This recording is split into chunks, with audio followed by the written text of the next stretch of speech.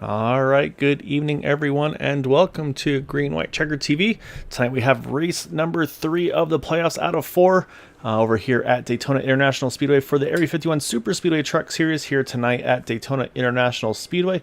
So as always, 75 laps are scheduled race distance, but as always, we mentioned 3 green-white checkered attempts, and of course the one all-important faster pair as well for these drivers. So we'll see if I'll say that's going to be, I think, the name of the game. If they can keep that fast pair in their back pocket, and hopefully don't need it at all, but if they have it, they can use it when they need to at the towards the end of the race, I would say.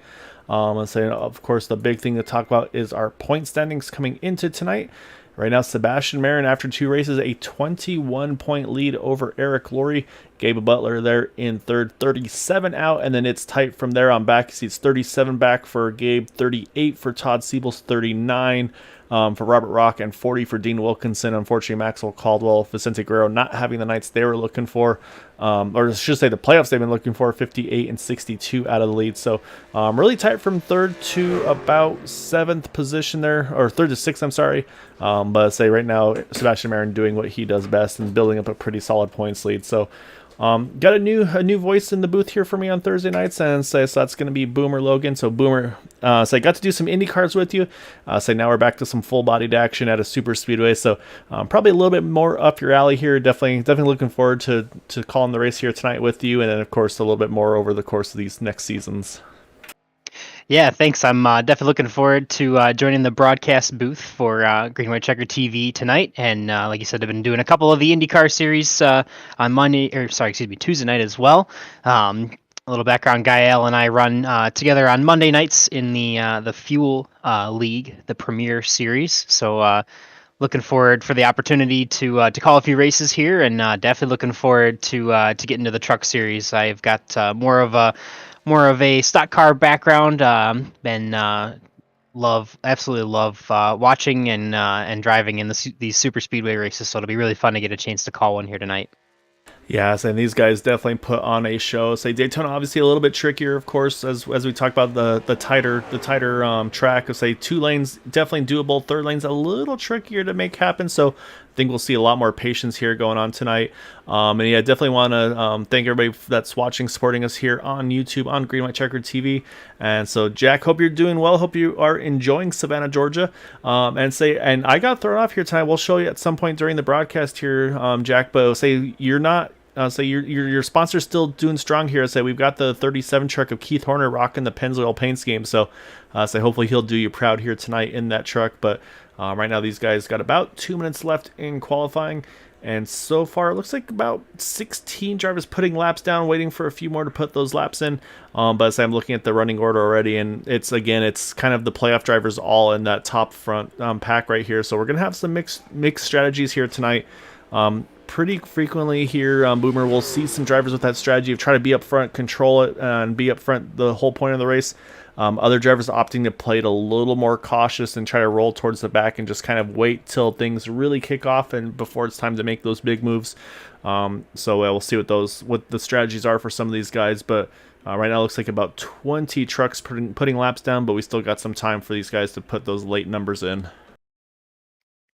Yeah, definitely. That's kind of the 2 big mindsets you have in the super speedway races. You either want to be the first one in the lead pack controlling everything, because it's not very often that you get wrecked from the lead. It happens, obviously, but statistically fairly unlikely. Or you're the guy that rides around in the back and has the time to check up when the cautions do come, because I can assure you they will definitely come at some point or another. So will be interesting to see who decides to keep it up front and lead, and lean back and play it safe. Yeah, and that's definitely been the strategy for a lot of our playoff drivers. Is you'll kind of have both of those. Some drivers going full send and being as aggressive as they can, and others that really back it down and just like I said, kind of let the chaos happen and try to kind of pick up the pieces and take advantage from there. I'll say the other thing, of course, is as always throughout the season, 3 pit stops will be needed here tonight. So I suspect we'll see that pit strategy come into play as well. So it gives these drivers that one extra opportunity compared to the Xfinity drivers to get a few more chances to try to get towards the front of the field and really hit that entry and exit on pit road. So, however, qualifying just completing here. So we're going to pull up our starting grid for tonight's event. And then pole position is going to go to that number 23 of Sebastian Marin. So we talked about that points deficit for Eric Laurie being 21 out. Change that to 22 now with Sebastian getting that pole position. And then you got Gabe Butler there in second, 200ths off. Eric Laurie there, again, our second in points coming in tonight in third. Gary Slapinski fourth. Maxwell Caldwell rounds out our top 5. Then you got BK Anderson, Brian Wing, Vicente Guerrero, Bud Steele, Dean Wilkinson, our top 10. And then Andy Brigante, William George there in 12th. Continue on the field here. You got then Jim Brooks in 13th, Justin Holland, Michael Spell, William McKellar, Todd Merkel, Aaron Weisner, Donald Sadusky, Keith Horner are top 20. Then Andrew Schroeder, Al Cena, Seth Groover, Matt Wagner there in 24th. Continue on the order here. You got then TJ Allen, Donald Stewart, Robert Rock, Bob Fitzgerald, Corey Lane, Jason Adams, Corey Lane, Todd Siebels, John Day, Brian Boyd, Dave Bingle, Randy Miner, and Brandon Briggs in 36th. So say if everybody's here tonight, we're going to have 36 drivers taking part in tonight's event. So it's going to be a lot of drivers here on track, and that's going to be a big thing too. I think here Boomer is going to have just that number of cars on track is always something we'll be definitely keeping a close eye on. Yeah, definitely. Just about a full field here tonight at Daytona International Speedway. It's always fun to see a big pack, and definitely can lead to anything happening when you have this many cars on track. So it'll be fun to see.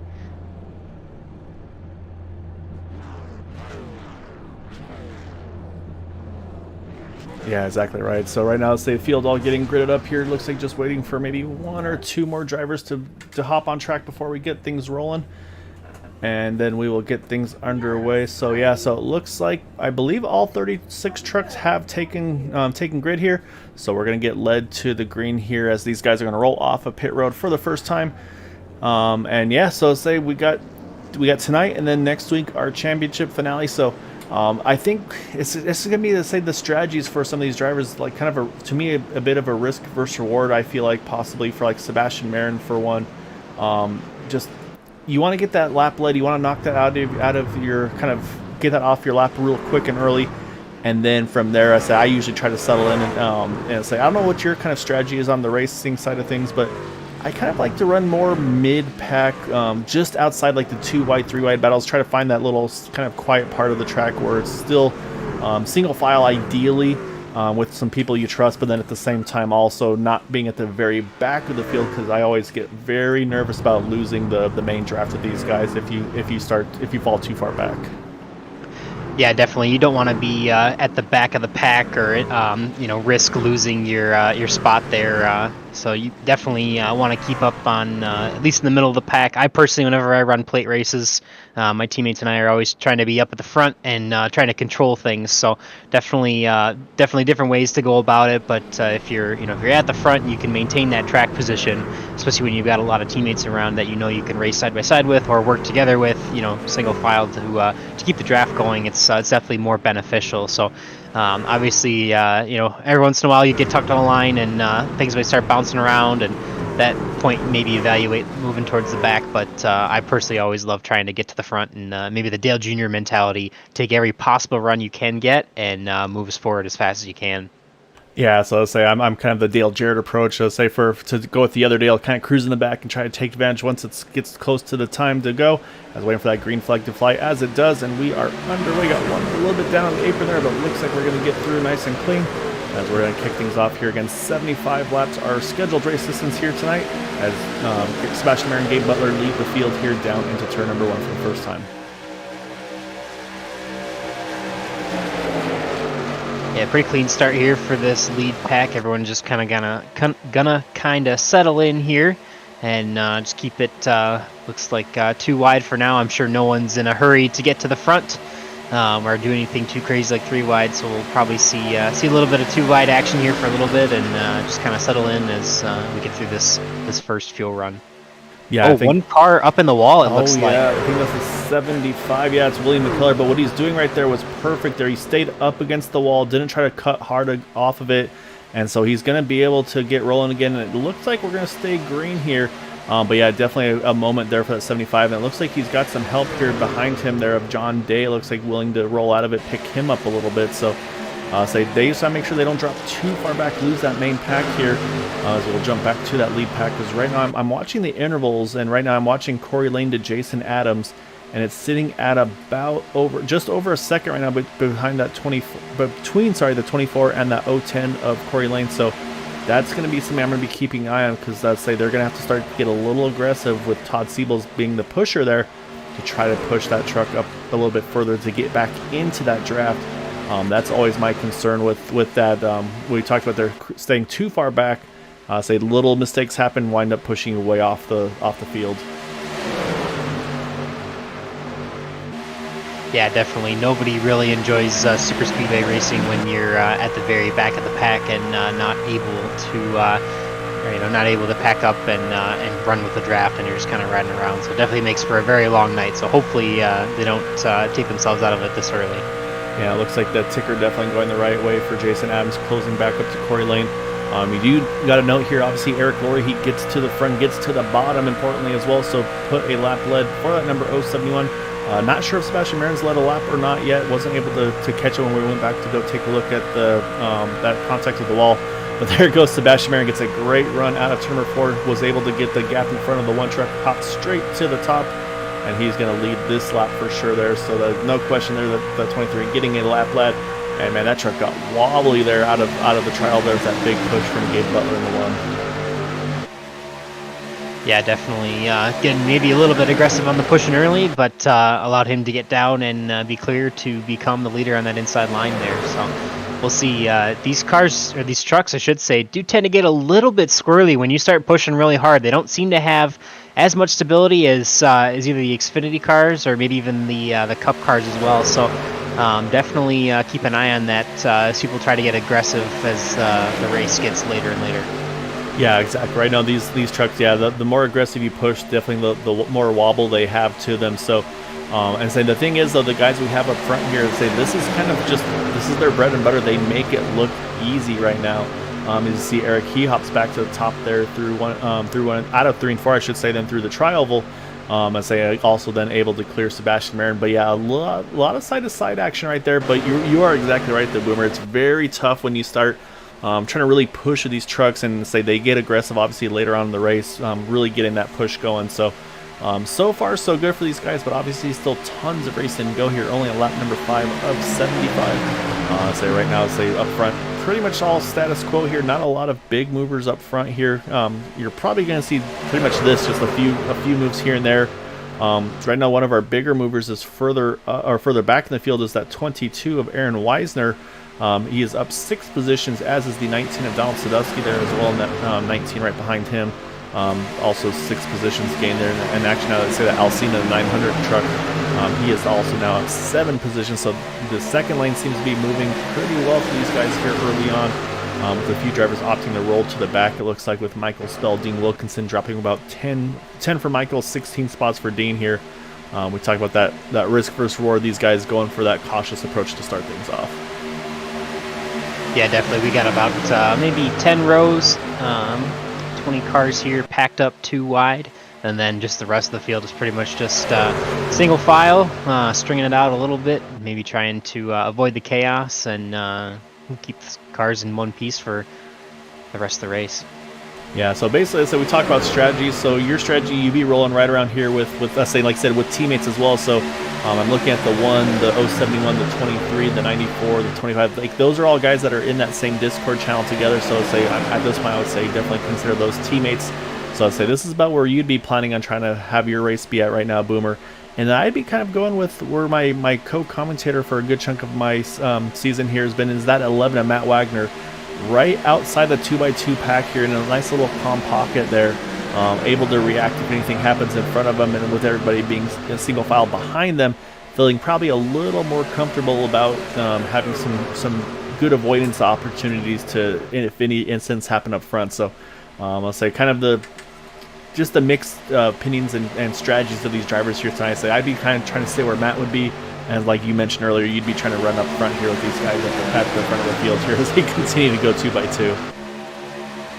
Yeah, it really all depends sometimes where your friends are. If you don't have a lot of friends and it's not easy to make them, if it's not easy to make them for you, sometimes it is easier to just drop back and just lay low until you till you have a chance to pick up the intensity. But not seeing a lot of movement now that we are strung out single file towards the back of the pack, and these 2 lanes here, about the top 10 rows, still about 20 cars deep, are still pretty stagnant. There's not a lot of movement. Maybe a shuffle in the top 2, 3, 4 guys cutting down to the bottom or moving back up to the top, but for the most part stayed pretty calm and just kind of sticking in line here. So like you said, we're still we're less than 10 laps into this thing, so it's got a lot of time before you really need to get urgent in the moves you're making.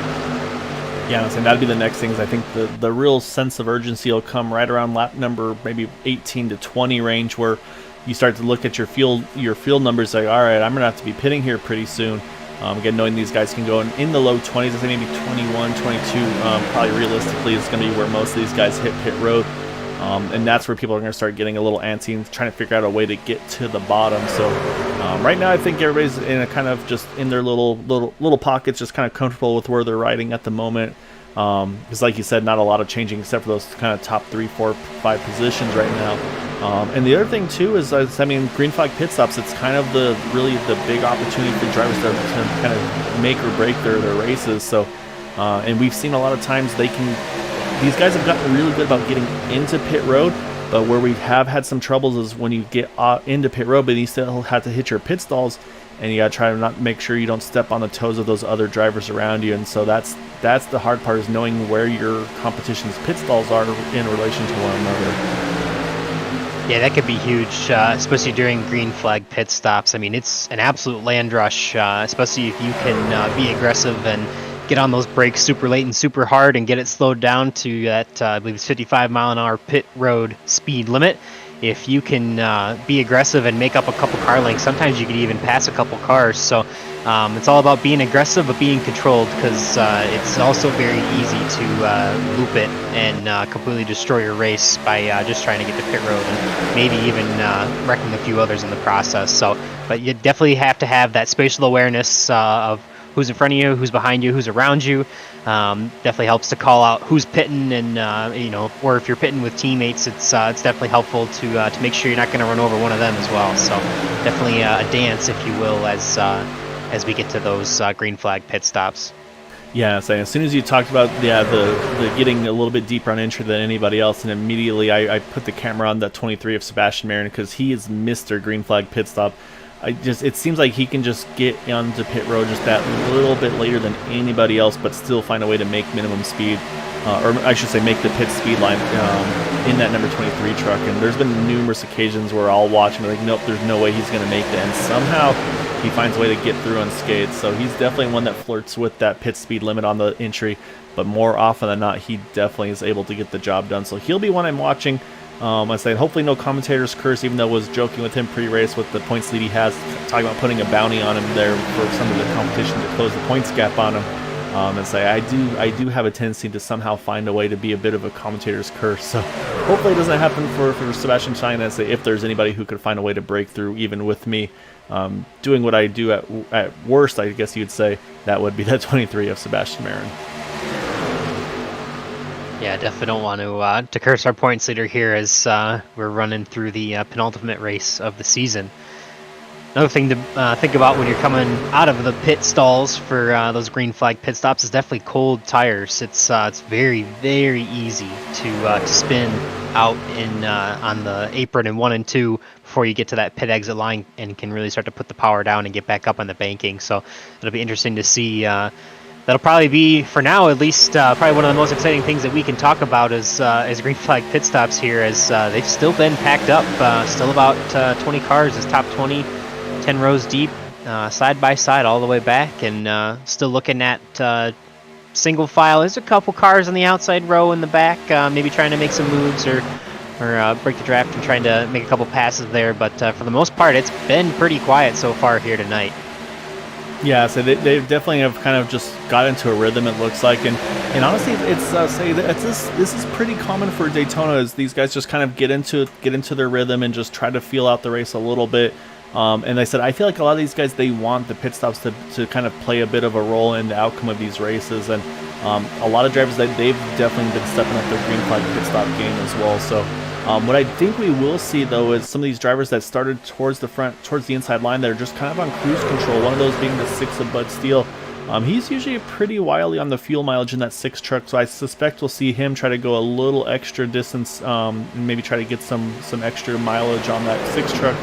Again, the further you can go on these stops, maybe the shorter your final pit stop potentially could be. So I'm saying that inside line is the perfect place to do that, of course, because you usually get more of the accordion checkup effects on the inside lane. So a lot of these guys probably running partial throttle right now on that inside line, outside the top 3 to 5 trucks.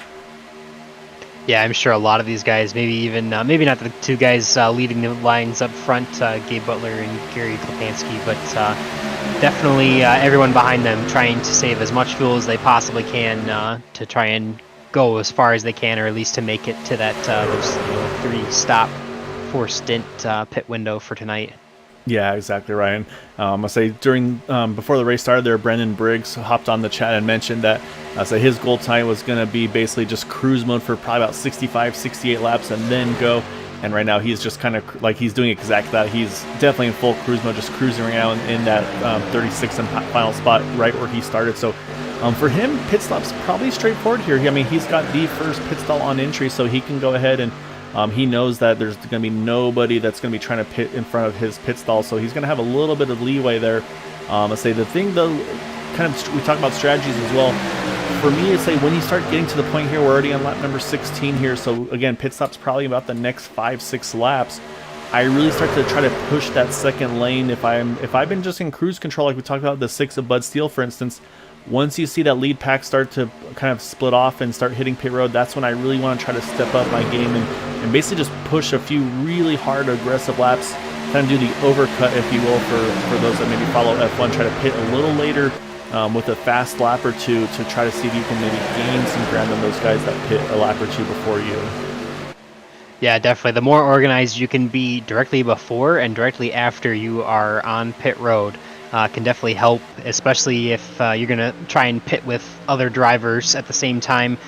You really want to make sure that you can line up nose to tail as you're leaving the pits. If you have a couple car length separation or over upwards of 5/10 of a second or a half a second separation on pit road, as you gain speed, you're going to start spreading out.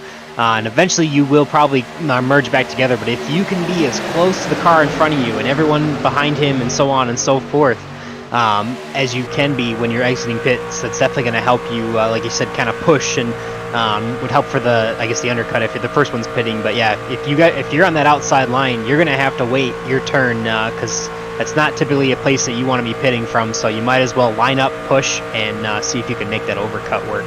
Yeah, I think we're starting to see that strategy play out right now as BK Anderson's getting a big push from Vicente Guerrero. I think BK here trying to get to the front to get ready for that pit stop window. Just had the chance to maybe clear that number 78 of Gary Sapinski, but just wasn't quite able to get down there.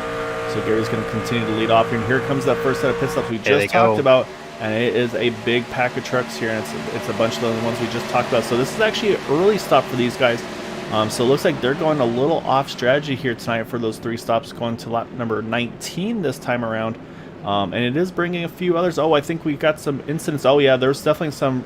We have a huge wreck actually on the infield here, right at the exit of the pit road here, and somehow still no yellows thrown. It's going to probably have to be one of those admin thrown yellows, as we've got a huge incident, and so far nothing yet still thrown here.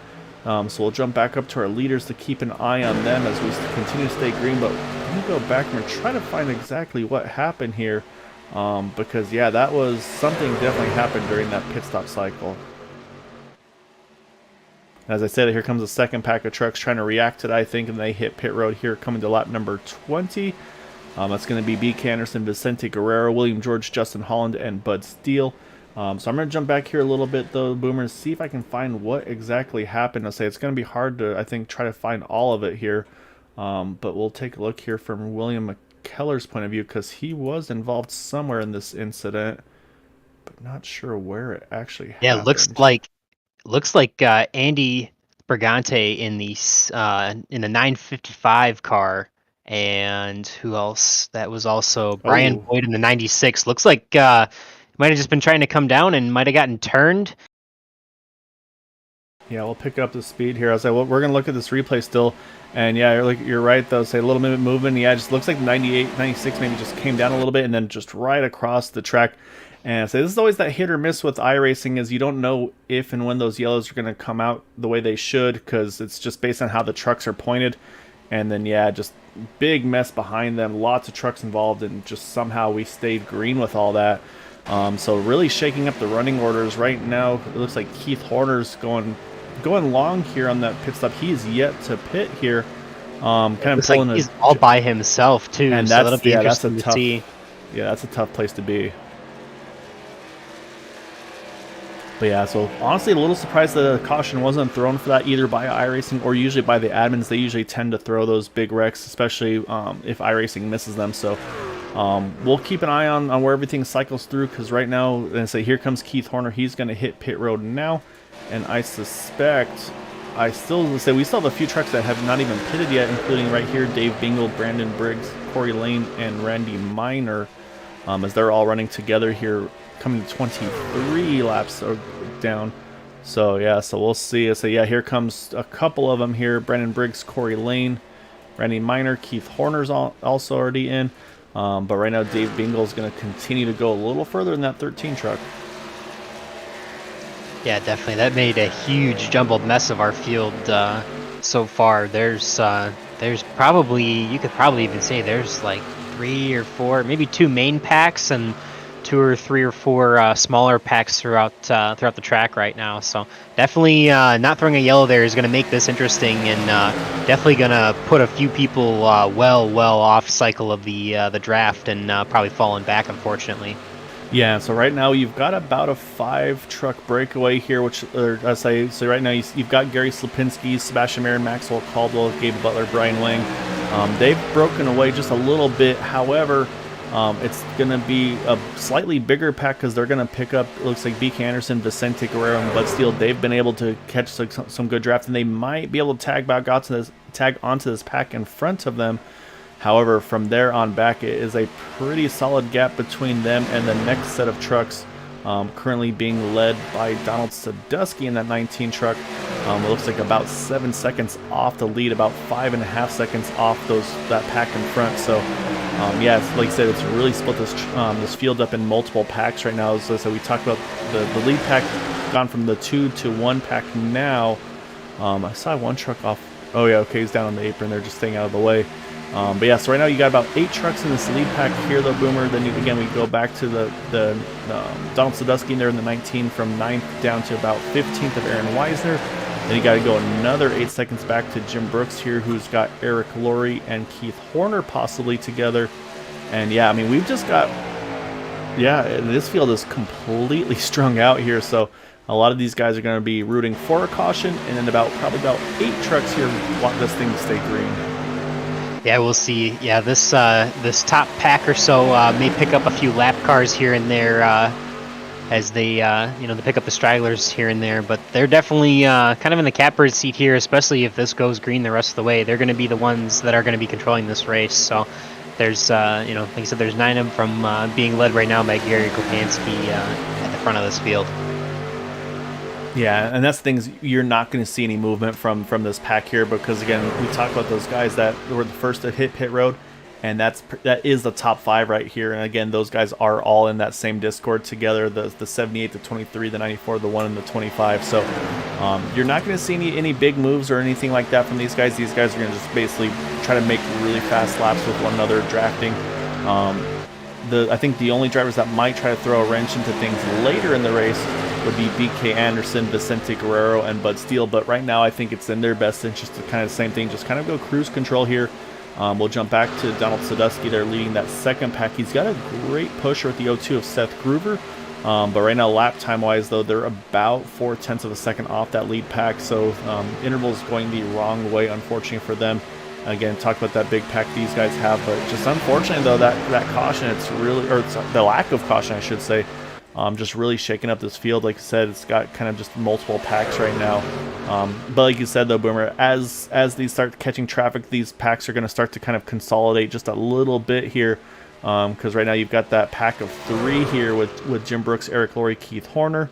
A little bit further back from them, you've got a much bigger pack with Dean Wilkinson, Michael Spell, Bob Fitzgerald, Andrew Schroeder, Donald Stewart. So, yeah, right now the field's all completely spread out right now. And honestly, this is about the opportunity now where drivers in that pack that's not this lead pack here usually get a little over-aggressive, a little overzealous, just trying to push maybe harder than they should to try to get back up and at least close that gap to that lead pack. And that's usually where we'll see troubles in those second, third, fourth packs, just trying to push a little too hard to get back into the thick of things. Yeah, definitely. The best thing that you can do right now, if you are not this lead pack of 9 cars, is to line up single file and just hold your line and try to be as straight as you possibly can. Obviously, you want to make sure you're not overheating, getting too close, and you don't want to be pushing. But if you can just be lined up, maybe bumper width away from the guy in front of you, and 2-3 feet away, just pushing that whole line, that's going to help. You can definitely see there's a huge difference, because this top 9 top 8 group are running laps in the 47.8s, and no one else on the track is running lower than a 48.2, so they've got almost a half a second a lap advantage over everyone else on the field. So these guys are moving. They are definitely going to make it really tough for anyone to try and be able to catch them. So we'll see. This is definitely the pack you want to be in. I think they're going to eventually pick up a couple stragglers, like I said, at the back of the pack here, but this is definitely going to be these top 8 here are the ones sitting in the catbird seat, that's for sure. Yeah, and you're exactly right. I'd say they're going to start coming up to a pretty solid group of trucks here, not too far ahead of them. I believe being led by Corey Lane is the first set of trucks there in the 010. He's got Brandon Briggs right there, Dave Bingle not too far back, Todd Siebels as well. And then you get a much bigger pack with them as well, with Randy Miner, Andy Brigante, you just mentioned him with the incident, Robert Rock, Jason Adams, and William McKellar. So there's a solid group of about 10 trucks in this pack right here. So yeah, so it's not going to be I'd say that's where things will get pretty dicey, I feel like, because once they get to them, I don't see that pack getting lapped. They're not going to want to roll over and just let these leaders by, because again, then it's going to be that fight for the lucky dog position. So I suspect we'll probably see some pretty aggressive racing out of that lap down pack, trying to stay either on the tail end of the lead lap or to be that first truck one lap down.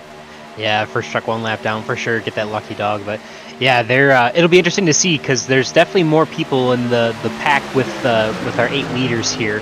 But I would think that once we get there, I don't think they're going to go completely by this group here, so that's being led by Corey Lane right now. I don't think they're going to completely pass them, but if both of them stay single file, I'm sure they'll get pretty close to just about even before the momentum kind of stalls and they kind of end up coming together as one big train. So it'll be interesting to see. You got to kind of pay attention to where you're at, and if you're one of the lap down drivers, obviously you want to stay on the lead lap, or want to be, like you said, the guy in that lucky dog position, but still want to be respectful of those guys, especially in the playoffs here.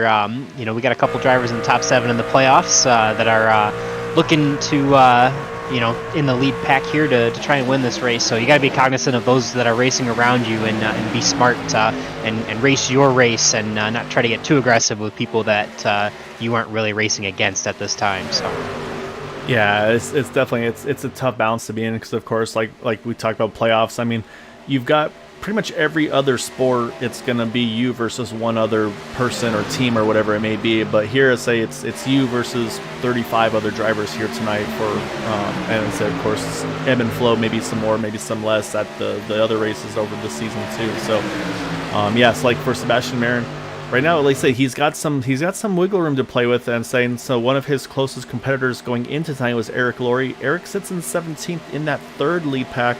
As here they come, though, they're on the pack now, so we'll hop on board here. We'll watch with Gary Sapinski how he's going to try to navigate through this field here. And so far, make it look pretty easy. Just jumps to the top, and I said that was what I was going to see, is does anybody want to try to hop up and try to lead that train? As it looked like the 24 was thinking about it, he decides to stay down on the inside line. But man, these guys are just putting on a move right now, and there's just nothing this pack can do to slow them down. Yeah, they're definitely moving through here. I was surprised. I would have expected them to kind of stall out as they even out, and maybe they are starting to, but that lead pack of those 5 drivers on the outside there, you can see as the 78 jumps down to lead the inside line there. So they're definitely going to be combined here, and we got definitely that big mix of of lead lap and the top 8 drivers and a bunch of lap down cars in this pack. So it'll be interesting to see how they race. Yeah, so like right now, Todd Siebels is going to be sitting as the first truck 1 lap down in that 45 right behind Gary Slipinski. But we've saw a couple drivers move to the top there, notably the 955 of Andy Brigante. So he is getting right to the door of that 45. So that's where things start to get a little more aggressive. And then right behind Andy is the 24 of Jason Adams again. So these guys are all going to be fighting tooth and nail here to try to be that lucky dog position. And you can see there the 45, he keeps peeking outside the 78. I don't think he wants to be where he is, knowing that he's been dropping back here a little bit from that outside lane. So I'd say probably at some point you're going to probably see a little bit either of aggression with some big pushes, which we are seeing actually right now, or again maybe even some desperation, maybe push that third lane here. As I said, that contact now is exactly what I was concerned about, and we've got a big wreck in this pack here, and we're going to go under yellow, and that is going to involve several trucks there. As we just talked about the aggression happening, and that was exactly what we just wound up seeing there. Yeah, that was a big wreck. Looks like we took out about 5 of our top 8 drivers there. So it'll be interesting to see. Hopefully they should be in an okay place to be able to take their fast repair here and get back out there. But definitely not something that you want to see to have to use that this early. Yeah, exactly right. So we'll go back and take a closer look at this. And basically what happened there is, I mean, again, we talked about the 45 Todd Siebels. He's trying to stay in that lucky dog spot. He was pushing the 78. And I'm not sure, but it looked like Gary maybe had to either maybe rolled out of it a little bit when Maxwell went to the bottom, or just maybe we talked about how tough it is sometimes for these trucks to push. But you can see, I see the 45, 78. Brian Wayne gets a little piece of it as well, and then from behind there, it's just a complete stack up there from that pack on the second half of it here. So you see Bud Steele caught up in it, Vicente Guerrero as well. They're just kind of in that cruise control in that lead pack. So this is a huge break though for a bunch of the drivers that were not involved in this incident. But yeah, definitely a tough break for those that were caught up in this one, unfortunately, here. So you can see if some of these drivers just trying to gather their trucks back up and get going again. So we'll jump back live, though, here, because, as I say, we're going to definitely be seeing some pit stops occur, as it looks like Sebastian Marin is going to lead the field onto pit road. Question is going to be lucky dog battle. Who is going to be the first to get through that unscathed? Because that, I mean, again, a lot of those playoff drivers were involved in that incident. So it could be something that we weren't watching at one point in this event. So, and right now, haven't seen anybody wave around here. Looks like Todd Merkel stays out, but I think that might be pit strategy out of that too. We'll see if he waves by the pace car, but currently not seeing anybody take that lucky dog here, which is thrown, unless actually I think it may have been the 171 of Robert Rock, I believe, actually, who got the wave around. Yeah, so Robert Rock, he gets back, I believe, onto the lead lap, or actually I think he's more than one down. I'm waiting for my timing scoring to update here.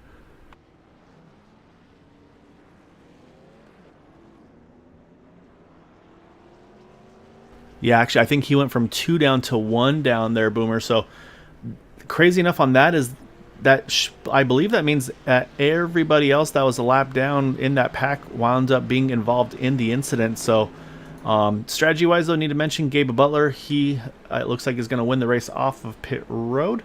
So he's going to take over the point in that number 1 machine. And then, yeah, like I mentioned, Todd Merkel, unfortunately, numerous laps down. He's going to just try to get one of those back here on this caution. Just try to get himself back in contention there. Yeah, definitely. You might as well, if you're that far down and your car is still clean, you might as well take a wave around, try and get as close to that lead lap as you possibly can, because who knows? A lot of times, you know, they always say that cautions breed cautions, and it's definitely true, I would say, for the Super Speedway races. It seems like once you get in that big pack, there's definitely more opportunities to bounce around and maybe make a mistake and make some contact you didn't want and send a few cars into the wall. Yeah, another thing is the timing of this yellow here. It pretty much is going to split it up just about perfectly here, because we're going to come around here. It's going to be 40 to go in this race.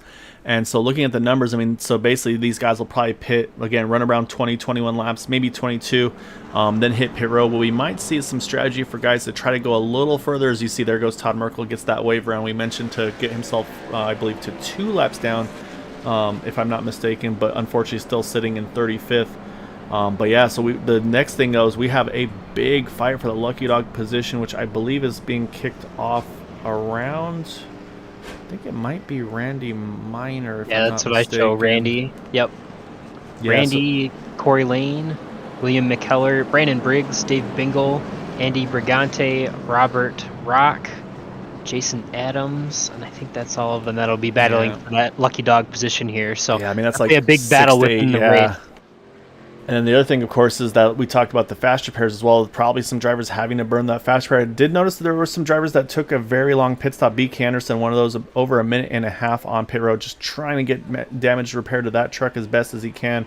Matt Wagner, almost a minute in pit road as well for that 11 truck. So some of these guys, either lead lap or lead down, unfortunately, going to be in a tough position here. But definitely does shake up the running order a fair bit here for those that, like I said, that were out of the late lead pack, but able to obviously get through unscathed here. That definitely promotes them a fair bit up the running order. Looking at Jim Brooks now up into 7th, Keith Horner there in 12th, Seth Groover there in now 8th. Right now 15 positions gained for that 02 truck, 14 positions gained for Donald Sadusky in that 19 truck. So definitely able to make the most of that opportunity here. So we're going to get things going here, though. Boomer starting lap number 37, so just about to get to the halfway point on this one, as it's going to be Gabe Butler and Sebastian Marin on the front row. And you can see they went a little early there, I think, trying to get that group assembled. You see the one there, 23 jumps behind him, the 94 stays in line, and then the 78, Gary Sapinski, he tucks in line there in 4th. So I think we're going to see pretty much a 4-truck train here on that inside lane. And it's going to be up to Donald Sadusky, Bud Steele, Jim Brooks there on back to try to see if they can make a move to work themselves around that top 4. Yeah, definitely. That top 6 or so there definitely got a good jump and got in line and got organized quickly. We'll see if they can try and break away here, but it looks like they got one on the outside there. I can't quite see who that is, but so I think the 19 of Donald Sadusky, but right now has no help, so he's not going to be going anywhere there. Yeah, if nothing else, maybe hurting that line a little bit, stalling out as I think that's looks like Jim Brooks is going to be catching that pack there to pack up and be a bunch of guys just single file here. Yeah, so basically what that does is from there on back, it really splits up the field a fair bit as well. So I'm saying it really spreads everybody out. So I'm saying this is where everybody, again, they're going to have to start hustling a little bit. And unfortunately, it looks like we've got about 21 trucks safely on the lead pack. I'm a little nervous about some other drivers a little further back here, but it looks like they're all within a pretty decent drafting group of one another that should be able to catch back up. BK Anderson's in a little bit of a tight spot. I worry about the 32 truck, though. Then, like you mentioned, that Lucky Dog battle. Right now, it's the 75 of William McKellar who's holding that spot, but he's got his mirrors full. He's got Randy Minor right behind him, then Matt Wagner. Those are also trucks trying to get that Lucky Dog. It's actually an unscheduled stop here. Randy Minor's going to hit pit road here as we cross the halfway point, so I'm not sure if a pit penalty or what for the 101, but that's going to take him out of that Lucky Dog contention, because now that second lane is formed and they are working to that and trying to work to the front.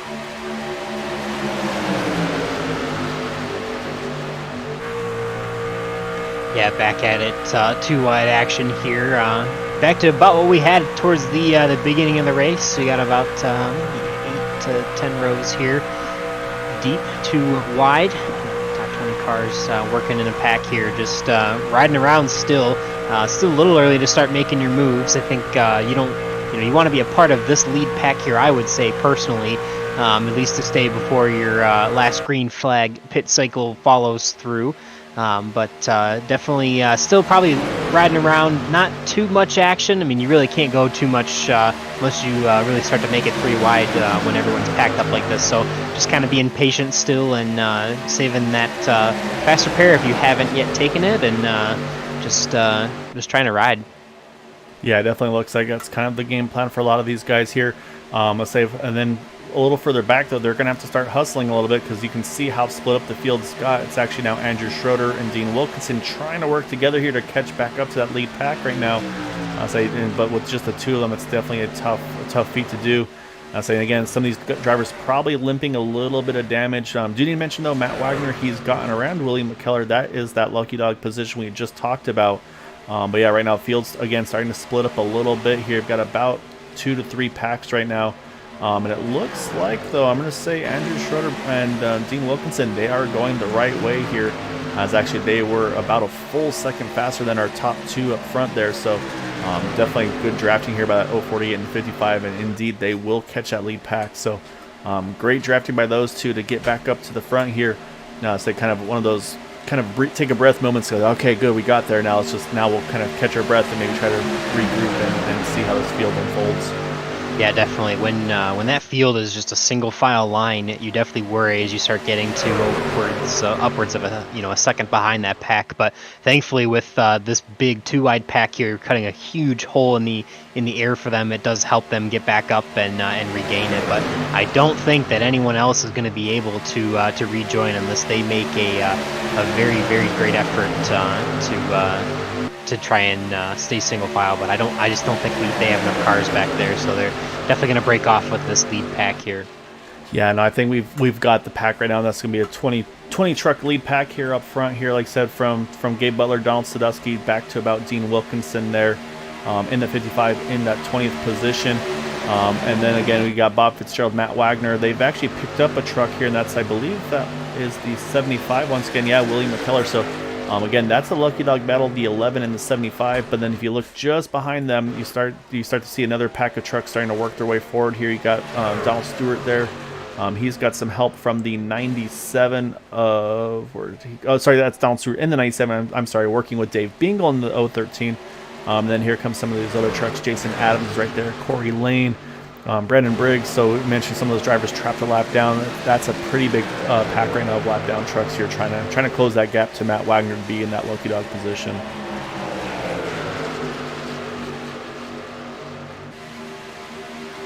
Yeah, definitely. You don't know, especially with a big pack up front like this, you don't know when that caution's going to come out. So if you can do whatever you can, this is definitely go time if you're one of the Lucky Dog or in the Lucky Dog position. So definitely going to try and be aggressive here, maybe to make sure that you're in that position and stay in that position for as long as you possibly can.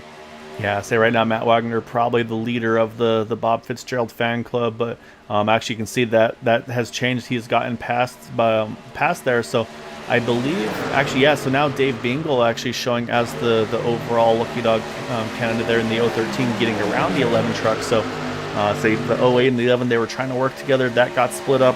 And now it's the 013 getting pushed by the 97. That puts the 013 in that Lucky Dog spot as they currently run. Yeah, it looks like just about everyone on the lead lap, except for maybe Donald Stewart and Bob Fitzgerald back there, are all in the same group together. So we still have that maybe top 18 or so, top 20 cars on the lead lap, all in that one big pack here. As they're actually looking to pass a couple lap cars, staying neat, and lap cars staying neat on the apron there. So thankfully that they were kind enough to get out of the way and make sure our leaders can get by safely. Ooh, little wiggle out of the 23 there. Yeah, that was a big bobble there. I don't know if that was contact with the 23 and the 94 or what, but that truck, I'm surprised he held on to that thing. Looked like it was chasing all over, but you can see that broke up the momentum on the inside line. That allowed Donald Sadusky, he was able to clear Gabe Butler. He drops to the inside line in front of that one truck, which is now going to allow the 02 of Seth Gruber, Sebastian Marin. Seth Gruber and Vicente Guerrero.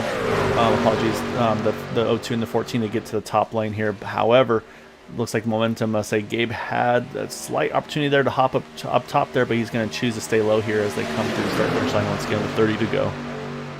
And as soon as they say that, there they go. They hop up top there, 23 and the 1. Yeah, to say that Seth Gruber up there on the outside lane, definitely lucky there, because I think after the first, we had that first set of pit stops and that kind of non-caution incident, he was one of the leaders of the pack that was probably 20 or 30 seconds behind the leaders. So definitely fortunate for him that the lead pack did end up getting together with some of those lap cars. Definitely a fortunate position for him to now be leading that outside line again. Yeah, it's definitely put him in a good spot, because he's definitely one of the contenders that we expect to see week in and week out. As you saw there, the 19, he's decided, the inside lane only worked for a little bit. I got to hop back up here and try to get a push back to the front. So he's going to have a good pusher from that 02 truck. But you mentioned, they're starting to catch traffic here and there. We saw a few trucks already go to the apron, let those leaders on by. They got one more coming up with the 171 of Robert Rock. So and also expect him to come down low on the backstretch here, but we'll see. Yep, there he goes. Yeah, and that's the thing. I say it's pretty regular to see the respect in these guys to give the spots to the leaders, especially when you're multiple laps down, to just kind of roll out of it. Let them go by, especially at a track like Daytona, where it's, again, you can go 3 wide, but just a bit of a squeeze. and saying so it's always kind of that risk versus reward. So unfortunately, the 171 probably going to lose this pack right here, but just didn't want to be the one to cause any incidents. And the leaders, I say that caution's going to come out. We got a big wreck towards the back there. Bud Steele's involved. Who else? Eric Laurie's involved. Brian Wing we had also. about 12 of our top 20 there all get involved. So say everybody's trying to get themselves sort of get rolling back up. Saying again, well, the second question is going to be the lucky dog battles. Oh, Eric Laurie's pinned up against the outside wall. That's a very dangerous spot to be in there in that 071 truck, as everybody's trying to find their way to sort around here.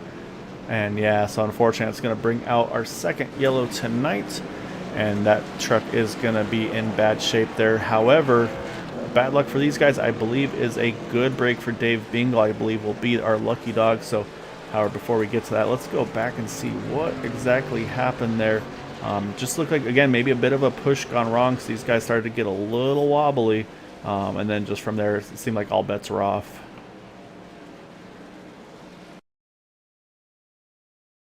So I'm going to keep an eye on Bud Steele because it looked like it happened around him in the 6 truck. He is about the 5th truck on the inside line in that number 6.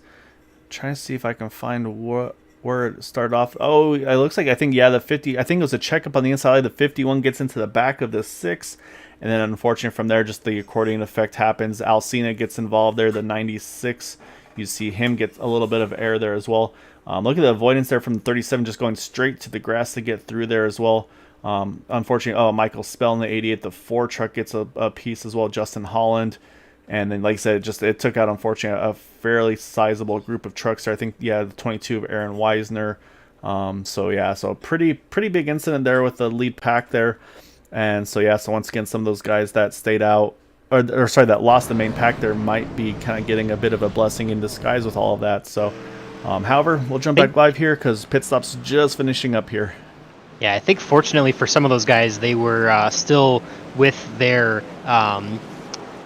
excuse me, I'm blanking out there. Should have their fast repairs with them, so hopefully be able to get those taken care of and get back out there without any damage. But yeah, definitely unfortunate, and it really stinks for that 900 car out there to just get turned. I mean, that's probably about the worst thing that you could possibly have is just getting turned. With kind of a chain reaction there with the 51 getting into the 6 and then the 6 getting into Alcina in the 900 car. So, but yeah, definitely some crazy action in the top 20 there. Yeah, so sure enough, Dave Bingle did get the lucky dog. He's already waved around back on the lead lap. And I believe some strategy calls going on here for a couple of these trucks here. I'm watching William McKellar in the 75. Looks like he's going to stay out and take the wave around on the 1 to go. As is the 45 of Todd Siebels. You can see the back of Todd's truck is pretty roughed up, so I think he's just trying to do anything he can at this point to kind of just get some sort of track position back. Kind of same thing, numerous laps down, unfortunately. So it's going to give us, I believe, 4 drivers now, 1 lap down, led off by Brandon Briggs in the 63. And then you got Matt Wagner, Corey Lane, and Jason Adams. So timing of this yellow, though, here, Boomer, we're going to restart this race with 25 to go, it looks like.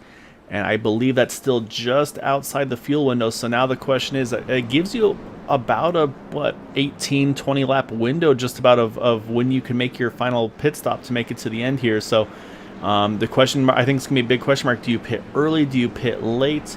Because you're really only going to need probably about just a little over a splash of fuel, maybe a couple gallons just to have that green-white checkered buffer. So yeah, definitely. What's your thought process here? What do you think is going to be the best approach for these guys?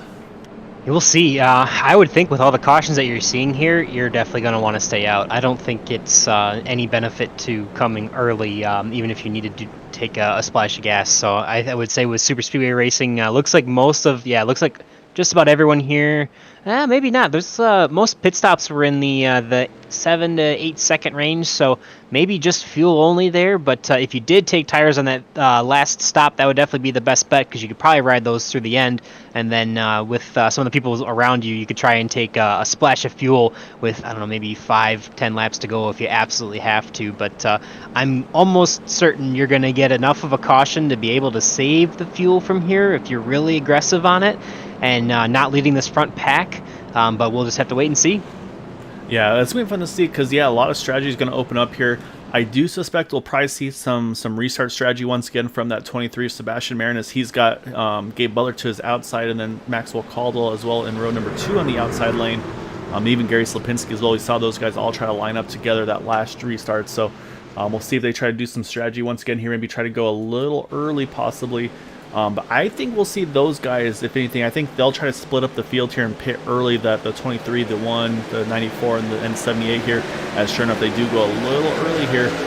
We'll see how many of them can clear that 19 of Donald Sadusky. Is right now it's going to be tight. Looks like about 2 of them might be able to make it happen. I don't know if they'll be able to get all 3 here as we're back to green, though, 25 to go.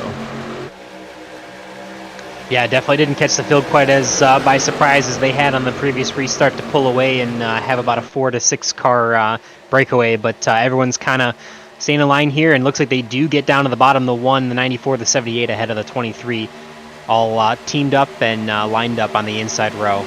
Yeah, I think this is what we're going to see. Is I don't think they're going to get off that yellow line. I suspect, my prediction is you're going to see those 4 trucks hit pit road, probably with about, I'd say, 18, I'm going to say maybe about 18 to go. That should give them enough lap margin for those green-white checkers, I feel like. So that's going to be my prediction for those top 4. But yeah, then the question will be, everybody else, do they react to those top 4 or not? So that's going to be the big question, I think, here. Yeah, we've definitely had some chaos without being during some of the pit cycles. So we'll have to see if a yellow does come, or if they do get that chance to pit before the end of the race. Because like you said, no one's going to have fuel to go all the way unless a yellow comes out or you get a little splash and go of fuel. Right now, Keith Horner wiggly there down the back stretch because he is getting a big push from that 19 of Donald Sadusky. Say right now, Keith trying to make Jack Walls proud, I feel like, because say Jack kind of the one that's always carrying the Pennzoil banner in that number 83 truck. However, it's sporting on the 37 here tonight, as well as Jack not able to make tonight. So I'd say maybe Jack, maybe you're going to be a bit of a Keith Horner fan here tonight. See if that Pennzoil truck can find its way to the front here. He's now got 23 to go.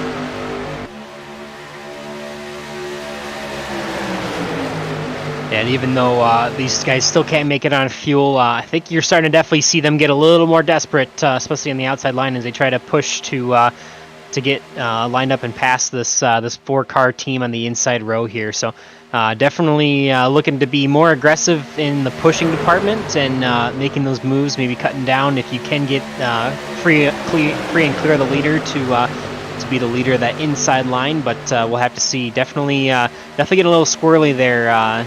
As as the urgency ramps up. Yeah, no, these guys definitely getting a little bit dicey, and it's been definitely some very big pushes from Donald Sadusky, just trying everything he can to push that 37 of Keith Horner by. But you're right, though. Right now, it still continues to be the inside line with just enough momentum here. I still think those top 4 on the inside line, they're going to hit pit road early. The question will be, how many people do they have jump in with them? But you see, here comes the 3rd lane, possibly there with Seth Gruber trying to make that 3rd lane happen, but nobody wanting to join that party. As he gets hooked! Oh, and he hooks the 23! Oh, Sebastian Marin, yeah, our championship leader, he goes around, and we're going to have a big incident here. You see a bunch of trucks getting collected in there. Everybody's trying to find their way through, but yeah, that's a big incident there, and yeah, just the 3-way had gone wrong, tried to find a hole to get back in, and yeah, we're back in the yellow, and that's a big incident there for numerous trucks here, involving, of course, as well, our championship leader here. The question is, does that truck have a motor? Because I'd say it's not picking up a lot of speed boomer, so he needs to try to get to pit road here. If he has to take a tow, this could be a heartbreaker. You see the field just kind of going on around him here.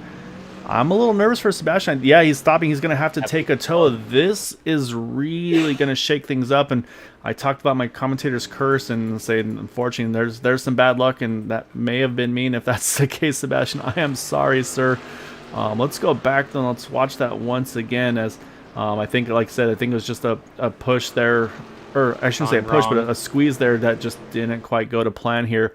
With 2 guys look like they're trying to go for the same spot. The 0-2 trying to make that outside line work, and nobody's going to go with them. Unfortunately, trying to maybe cut back down, maybe trying to side draft a little bit to keep going, and just makes a little bit of contact there with who was it? Can't tell. The 23. The 23, yeah, yep, makes contact with a 23, and yeah, absolutely junks a few cars here, unfortunately. Yeah, I mean it's yeah, once again it's kind of the who wasn't involved in it, because you can see in the background a lot of trucks caught up in this one as well. But yeah, worst of all, those Sebastian Marin, like I said, blowing the motor and wasn't able to get any help to. Sometimes you'll see some drivers try to work together, maybe try to push that person through. The other thing though too is, again, with so many trucks being involved at the time of the yellow, I believe Matt Wagner was in that lucky dog position, but also caught up in that incident here. As you see the field all on pit road now getting service done to their trucks right at the edge of their fuel window. I'm trying to see who the wave around. Looks like it's going to be the 24 truck, if I'm not mistaken, of Jason Adams. It looks like it's going to put him back onto lead lap in that number 24 machine. And we do have, actually, as I say that, he's starting to roll back a little bit. Now I'm seeing Brandon Briggs. It looks like there's some confusion, or I believe these guys might actually be trying to, I think, oh, okay, I think they're waiting for the wave around on the one to go. So we're going to have 3 trucks here to try to get back on the lead lap on the one to go, which is going to be Jason Adams, Brandon Briggs, and William McKellar, if I'm not mistaken. And then trying to see if there was a lucky dog, or there may have, honestly, may not have been one just with the size of that incident. Yeah, definitely. And I apologize earlier. That was the 88 of Michael Spell. I was trying to say he was the one Okay, who yeah. the O2 turned off of his nose and down into the 23 there. So just trying to get back in line, and it just didn't work out. Yeah, it was, and like I said, I think it's just 2 drivers going for the same real estate. Michael felt like he was there, had the momentum, and O2 probably felt like he had some room to slide in there. And let's say, and it's one of the things, the spotter may have cleared him for a second, but just the closing rate sometimes in these trucks just a little bit too fast. So do you need to mention, say the 23 still on pit road with that tow? So I believe at this point is already trapped 1 lap down. The concern is whether he gets trapped 2 laps down or not, because that will completely change the complexion of this championship. So I'm trying to keep a close eye on that 23 truck, because he did, actually, as I said, he just is rolling off now, and that's almost as close as you can cut it there, because the field just coming through the start-finish line there. So Yeah, should put definitely. Sebastian to just 1 down in that 23 truck, but we'll have, like we talked about, we'll have some competition for that lucky dog position, as I believe drivers 1 down will include the 11 still of Matt Wagner, the 32 of BK Anderson, who's actually on pit road still in that truck. So actually, I think just 3 trucks 1 down, it looks like, as we talked about those drivers taking the wave arounds here. Yep. But there's some timing and scoring errors going on right now, because some of these guys have not got the wave by. I still see those 3 trucks behind the pace car, so there's definitely some scoring errors going on here with some of these guys still trapped behind the pace car. But the lights are off, so they should be waving by. So yeah, this is going to be a very jumbled up restart if it stays in the order that it is right here. So hopefully the admins will get involved here and get this squared away. We'll see, because the guys that look like on track, I think you already mentioned it, but William McKellar is in the lucky dog or wave around position, and so is Randy Miner, Brandon Briggs, and Jason Adams, as you might have already said, but those guys are the ones that are currently waving around now, and all of them but Randy Miner are getting on the lead lap. Randy going from 2 laps down only to 1 lap down. So I think we'll have 5 cars on the 1 lap to be 1 lap down. No, yeah, it's very possible, and you can see there. I'd say they just started rolling off, and yeah, so there you go. They put the lights back on the pace car. That's a very nice gesture there by the admins, because that's going to allow those guys to actually catch the field. Otherwise, they were going to restart with about a half a lap down there. So this does also, though, it opens up an opportunity for these guys towards the back of the field. This might be an opportunity. They can probably jump in here, maybe take just a little more fuel in these trucks. And so far, it is going to bring a couple in. Seth Groover, one of those who's just in that last incident, he's going to hit pit road. Get some more fuel in that O2 truck. It's going to bring Sebastian Marin in as well in that 23, so it's going to open the door for them for that, again, for those potential green-white checkers. And so I'm watching the timing and scoring here once again as well to try to see where those drivers at a lap down or more are. And yes, I believe right now, I think it's still sitting at the 3 here, Boomer. It looks like, yeah, Matt Wagner, Sebastian Marin, and BK Anderson are going to be the 3 that are trapped 1 lap down. But yeah, playoff-wise, though, I'm seeing Robert Rocks down in that order there, Vicente Guerrero, Todd Siebel. So we've got some pretty big hitters on the playoff side of things down in the 20s and further. So I say we don't have a lot of time left here. Going to restart with 17 to go. This, like I said, I mean, I'll say it's one of those overblown phrases of championship implications, but that might be exactly what we have in store here. Yeah, definitely. As we've already said, the 23 was really just an innocent bystander of two trucks going for the same spot, and unfortunately, that happens sometimes in racing. So, but we'll be looking to go back to green here with, I believe, 17 laps to go, and should be still an exciting battle for this race win. I think we got looks like 22 trucks on the lead lap. And I think we'd already mentioned, there's only 3 trucks on or that are 1 lap down, including Sebastian Marin there back in 24th place.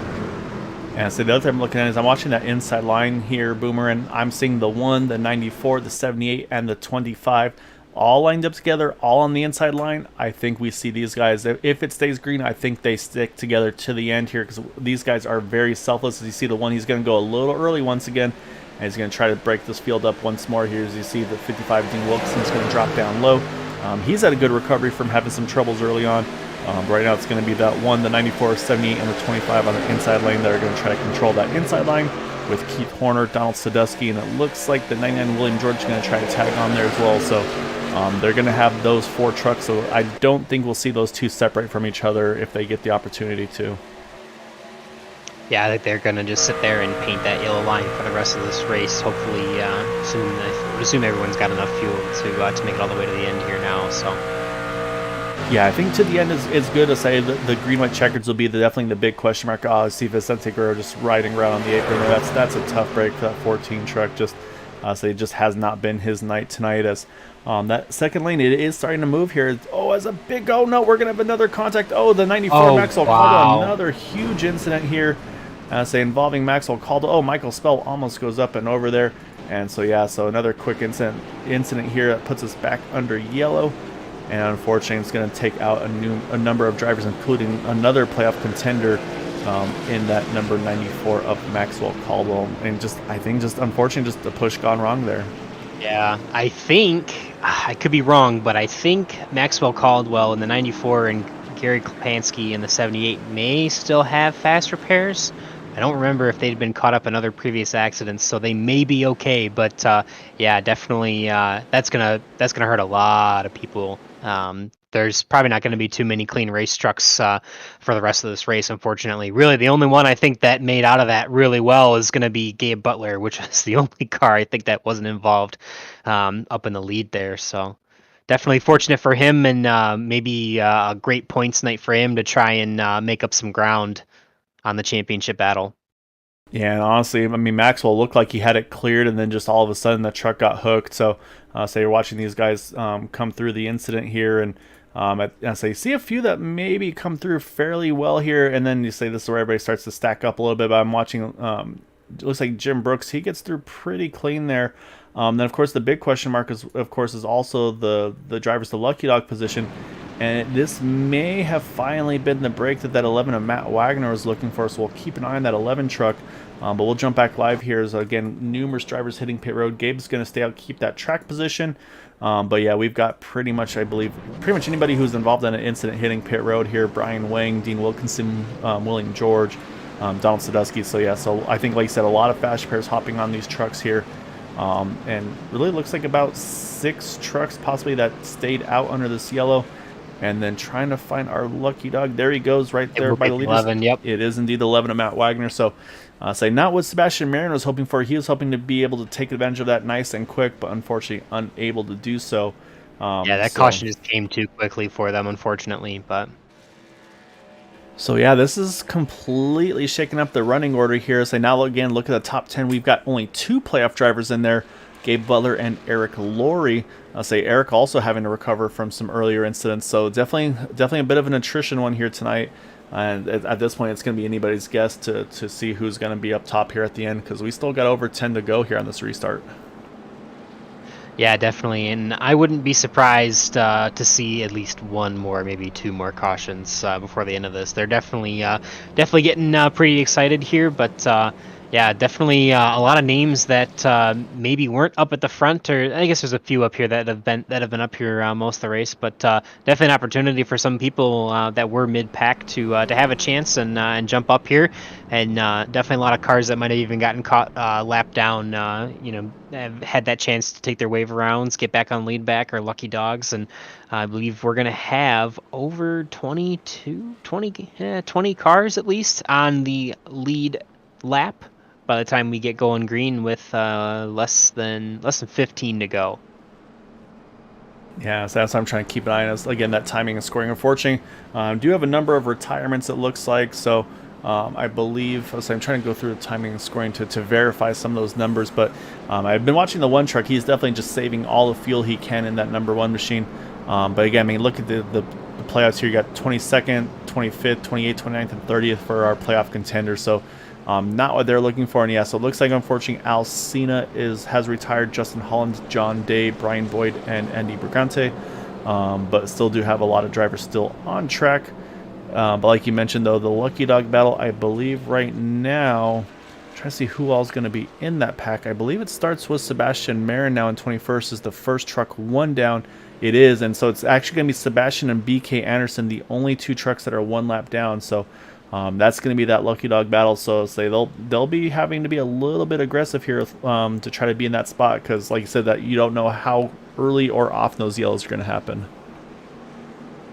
Yeah, definitely. And it looks like, I don't know if you mentioned it, but it looks like also Gary Klepansky and Dave Lane are also our most recent retirements from that last accident there. So I apologize if you did already mention that. But definitely a tough night for Gary Klepansky, who was running at the top of this pack all night long with those leaders.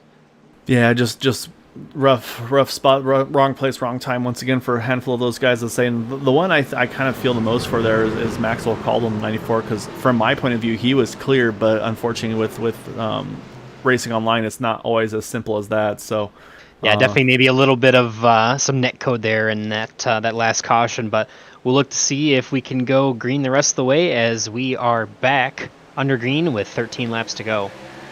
Yeah, it looks like a pretty normal start there for the pack. I think Gabe Wade decided not to say. That's the thing is too, is we got a couple lap car, or not lap cars, but a couple damage cars just sink into the back there. Oh, this is a dangerous spot there. You see a 37 just almost has the moment there.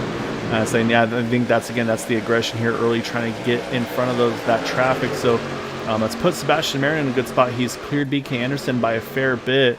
But yeah, that was a very close call for a few trucks there for a moment. So yeah, this is really Bob sticking up the second pack here. Yeah, it looks like Bob Fitzgerald in that 08 there is just a sinker. He's looking to repair some more damage. I'm assuming he's gotten rid of his passenger car already, unfortunately. Yeah, so right now these guys all trying to get back in the draft, but some of those that had to take the wave arounds and, like I said, restarted behind those damaged trucks. They're in a tough spot here. Say Matt Wagner, notably one of those, because he's had to work his way from the EOL. He's trying to get back up there. I think they're just starting to get themselves sorted out, so I think they'll be okay. But definitely some concerning times for them. But right now, up front here, this is a tough spot to be in. You got Gabe Butler leading the inside lane. His teammate Eric Laurie, the second truck on the outside lane, actually pushing his competition of Donald Stewart in that 97 truck. So I'll say right now the teammates and any kind of organizational plans or anything like that. Oh, as I say, that big bobble, you see Eric had to roll out of there trying to let the 97 save it. That's going to allow the 1 and 51 to clear that 97. So yeah, these trucks are definitely not handling very well that push. These trucks are not getting not very happy with the way that they react to that push here. Yeah, definitely. I think a lot of people on that last stop may not have elected to take tires to try and get a little bit more track position. So it definitely makes a difference as the run goes on and these tires wear out. You know, if you're putting over 20 laps on your tires, you definitely want to start considering, maybe towards the end to take tires. But if you're at the front of the pack right now and you don't have tires, it's go time. You don't have any time left. So definitely get a little dicey and a little more aggressive as we wind down here. Less than 10 laps to go. Yeah, so like I said, right now we got 20 trucks on the lead lap. In the main pack, it looks like we've got about 14 trucks in this lead pack at the moment. I'm watching Dean Wilkinson's trying to get back up there. Not sure if he's going to be able to do so. Once again, him and Jason Adams working hard together to try to push back up there. However, Sebastian Marin, I'm watching him, and he's definitely playing it calm right now.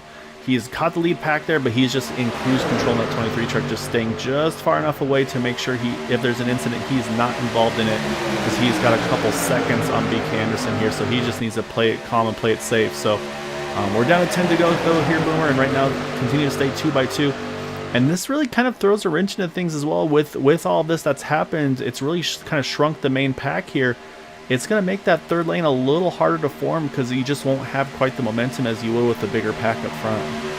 Yeah, definitely. You saw that little wiggle on the outside a couple laps ago, or maybe about a lap ago, and it just completely broke up the momentum of that outside line, and the inside line was able to jump about 3 cars clear there. So definitely not a lot of momentum when you don't have that many cars here, but we'll see. I'm sure people are going to be definitely aggressive as possible, but it's as soon as you step out of line, especially with such a small pack, it really makes a huge difference, and you're almost always better off just pushing the guy ahead of you until he gets clear. And then at that point, oh, we got a little huge bobble on the outside line there, and they managed to keep it going straight. That was, yeah, I mean, that was a wreck that would have happened if not for the quick hands by Donald Sadusky there. And once again, also Donald Stewart letting him save and recover that truck. So yeah, these guys are getting aggressive, trying to push harder and more often than they were, and it is getting very, very tight up front here. So it's at this point, I mean, Boomer, it's a risk versus reward. I mean, you're going to probably have to make those big pushes to try to clear that truck or get yourself in an ideal position, try to win these races. But man, I mean, it's showing that you can try to push, but you got to be spot on, because if you aren't, it is definitely upsetting that truck that's leading. Yeah, definitely.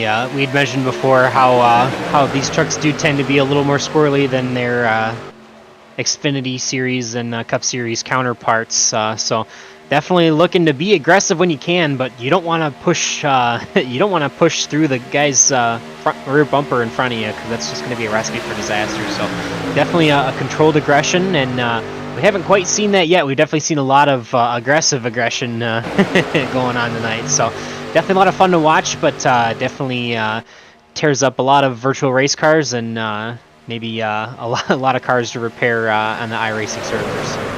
Yeah, that is definitely spot on there. So, and that, I mean, that might be too, is just having to figure out, okay, what is the best way to push these things, because you might just need to get right to the guy's bumper and just barely make that contact, and then try to stay on and locked onto that versus kind of the actual physical bump drafting versus almost more of a tandem. So.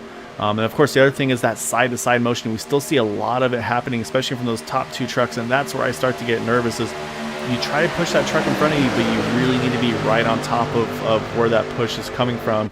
Because as soon as you start to move the side-to-side situations, that's where things get a little bit dicey. So right now, I think that big scare has kind of rattled these guys maybe a little bit. But as we're going to get down to it here, as we got 6 to go at the line, I think these guys are going to be ramping it up here in probably about the next lap and a half, 2 laps or so.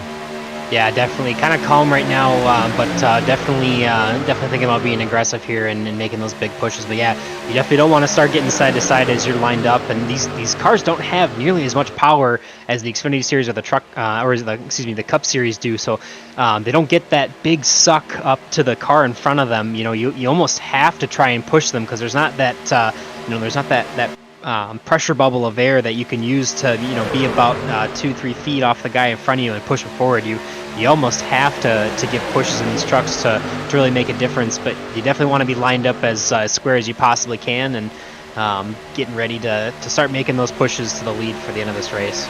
Yeah, and that's the next part too, is when you're the pusher, it's one of those things like, what's the risk versus reward? I mean, because I look right now, I mean, you think about Jim Brooks right now, it's like, hey man, I'm in second, third position depending on where things are going. If I push that one truck wrong, I could wreck a championship contender, and I'm saying that's the last thing you want to do. You of course want to help the guy, because I know they get along really well together, but man, it's just, you kind of get between a rock and a hard place here. But yeah, at some point you're going to have to make that push to give him a chance, because right now you saw right there, the 19 just about cleared there, entering turn number 3. So I'll say that's where Gabe's got to decide, hey, do I want a solid top 3, top 5 finish, or do I want to win this race? So am I telling that 51, hey, go ahead and push me, I'll do what I can to hang on to it. Yeah, and those the 2 biggest opportunities probably for that outside line to get down and clear in front of the inside line will definitely be towards the end of the backstretch. and typically you can get a little bit of a good run coming off the onto the short We got chute. contact in the back. Yellow is out. I say everybody was starting to get a little bit antsy towards the back of the pack there. I thought I saw a three wide move, and unfortunately it did not pan out. As you see, there's, I say, the happiest driver in all of that though is going to be Sebastian Marin, because I believe he should cycle through as the lucky dog candidate there, and looks like not involved. So we're going to get, so this is going to put us into that green white checker territory though now, Boomer. So those guys that were saving fuel are probably feeling okay. But man, if their fuel numbers are close here, it's going to be sketchy. So let's go back though and try to see what exactly happened here entering turn number 3. And I believe it was right around Todd Siebel's in the 2 truck. Let me back it up just a little further, get a better angle at this one here for you all to see. And real quickly here, Sebastian Marin definitely employing the Guy Out Brooks method, just staying just off the edge of that lead draft there, and as the caution flies, he's able to very smartly get that lucky dog position. So yeah, it looks like just drivers kind of going for the same real estate there as the 13 was trying to get around the 2. Again, everybody's trying to position themselves for that late race restart, and unfortunately Todd Merkel got a piece of the 13. They get together, and unfortunately Dean Wilkinson, who is also kind of just trying to ride it looked like, but he gets a pretty big shot, as well as the 24 there of Jason Adams. So we'll jump back live here though, because so right now you see the 23 truck here. I'm just waiting for, I think he's got a teammate there giving him a little bit of grief, trying to make him nervous. Waiting for these drivers to go through the start-finish line so he can go ahead and get that wave around. So he's going to have his work cut out for him. Even being on the lead lap here, he's going to have potentially, we'll see if we get through 1 attempt or not. We're going to have, of course, up to 3. But this will definitely be our attempt number 1. So now the question is fuel once again. Did anybody maybe get a little too aggressive on their fuel savings? Do we see any drivers maybe top off here just with that potential of the fuel mileage? And the answer is yes. We're going to have a couple. William McKellar, Seth Groover, they're going to come on in here. And so unfortunately they're going to give up the 6th and 7th positions respectively.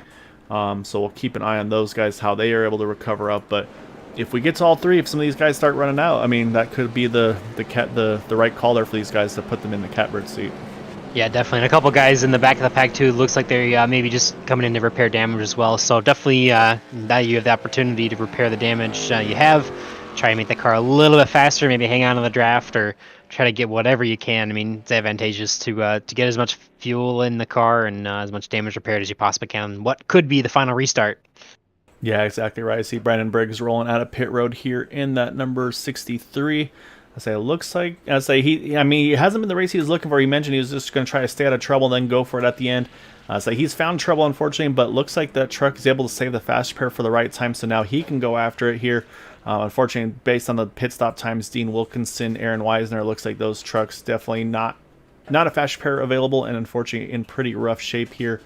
And then right now, though, we've got pretty much our top 11 drivers all stayed out under this most recent yellow, with William McKellar, Jason Adams being the first 2 that hit pit road there. So yeah, so Boomer, I know you're familiar with it. I'm sure most of the viewers are as well. But the way Green White Checkered works is we will restart this race with 2 to go.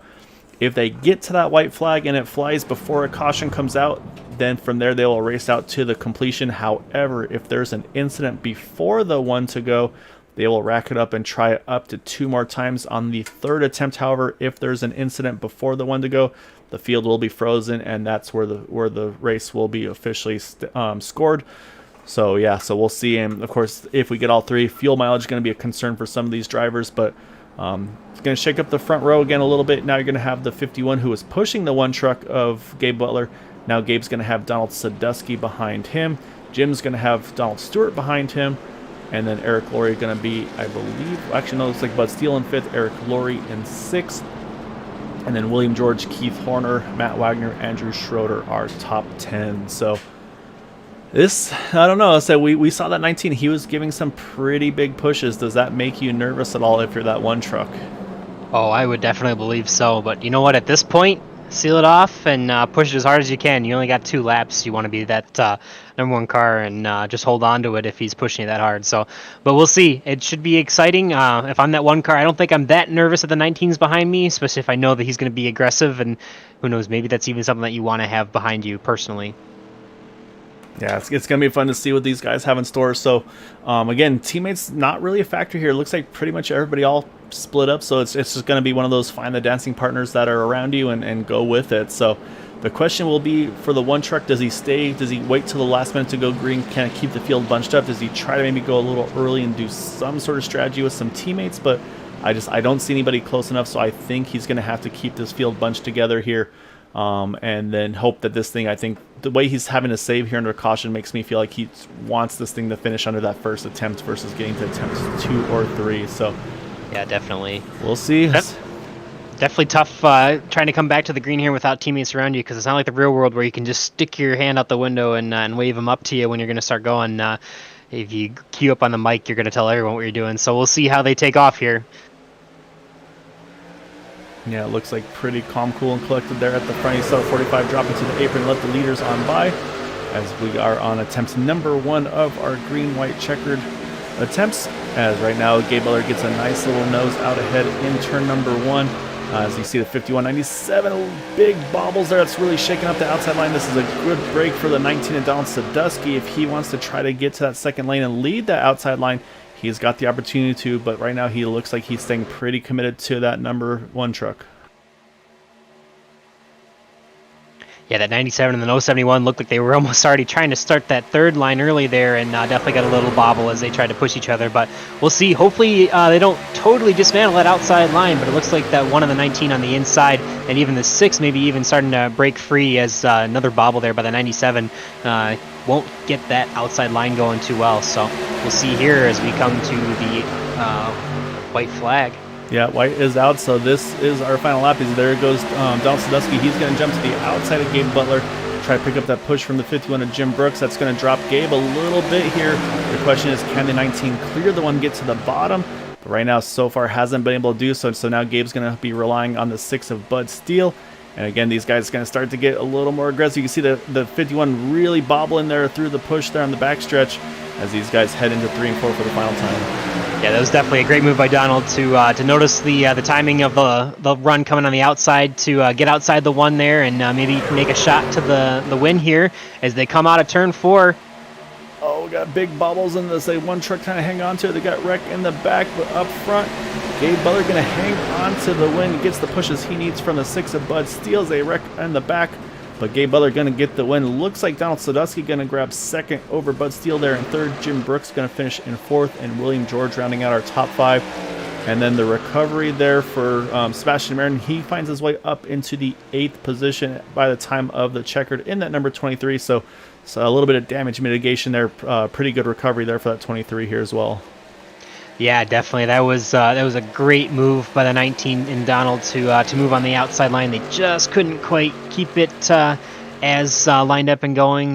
But yeah, as you said, Gabe Butler holding strong on that inside lane and getting that win there, pretty great. Definitely a big recovery for Sebastian Marin and Eric Lowry, 2 of our other championship contenders. But definitely going to see a bit of a big jump in points, I think, for Gabe Butler here tonight with this big win. Yeah, no, definitely a big win for that 1 truck. Like I said, I think it's going to promote him right towards the top here. Because again, talk about bonus points and all of that. So as you can see, I'm kind of wondering, I think that 1 truck may be an incident-free race here, just by the way he's kind of going an extra lap there just to play it extra cautious. So again, there are also bonus points for an incident-free race. So if that's the case also, it's going to be even a better night for that 1 truck. So could turn that finale into a nail-biter here. So I see some trucks there, BK Anderson pushing some teammates there. I think Willie McKellar there trying to be a good Samaritan at the end. But we're going to pull up our final results here, though, Boomer. We're going to see, obviously, the 1 truck getting the win here by 0.06 of a second over Donald Sadusky, by 0.006 between Donald Sadusky to Bud Steele there in 3rd, and then Jim Brooks, William George, Michael Spell, Donald Stewart, Sebastian Marin, Eric Lowry, Matt Wagner rounds out the top 10. And you got Andrew Schroeder, Brandon Briggs, Jason Adams, William McKellar, Aaron Weisner, Dean Wilkinson, and Keith Horner rounding out our lead lap finishers. And then drivers lap or more down, including Maxwell Caldwell in the number 94. And we'll run through the remainder here. BK Anderson, Brian Wang, Randy Miner, Robert Rock, Todd Merkel, Seth Gruber, Dave Bingle, Todd Siebels, Bob Fitzgerald, TJ Allen in 28th. And unfortunately, these drivers, let's say, from this point on, just not the nights they're looking for with Gary Slipinski, Vicente Guerrero, one of our championship contenders, Alcina, Justin Holland, Corey Lane, John Day, Andy Brigante, and John Boyd in the number 69 truck, or sorry, 96 truck. And I think we had a couple more hiding at the back. Nope, actually, that was all of them. I say my timing and scoring's a little screwy there. But yeah, so big win, though, for that one truck. It's going to promote him way up the running order here. But before we get to him, we got to talk to our top three. And we get to kick it off with the pusher of that number one truck. That's going to be that number 6 of Bud Steele.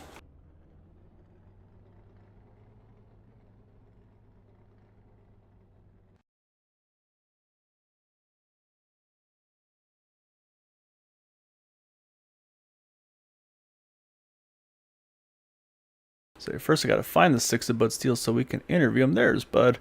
All right, let's pull him on over. So we're going to grab that number 6 truck of Bud Steele, finishing in 3rd tonight.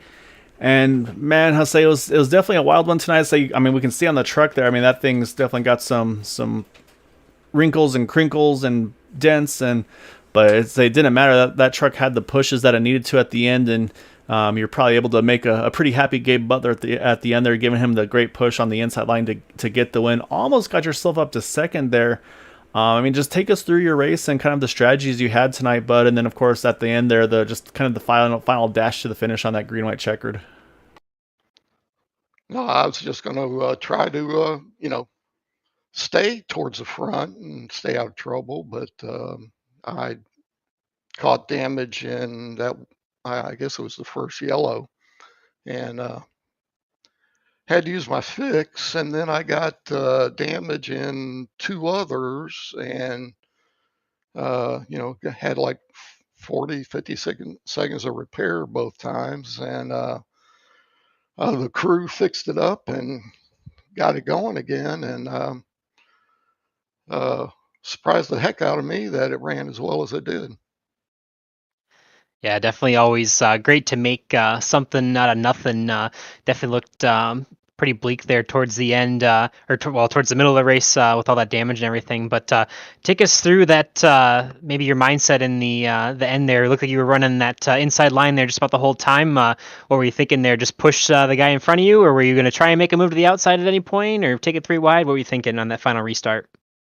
Well, I thought about going up to the 2nd lane, but with Jim, but there wasn't room to go up behind him when he went up. So I just, hung there with Gabe, and yeah, I was just going to, ride to the end of the race on that inside line, just because I didn't think my truck was aerodynamically able to be the lead pusher. I could, stay in there with the draft, but I did not think it would push, but it surprised me, and I imagine it surprised Gabe too. So good job, Gabe. Congrats.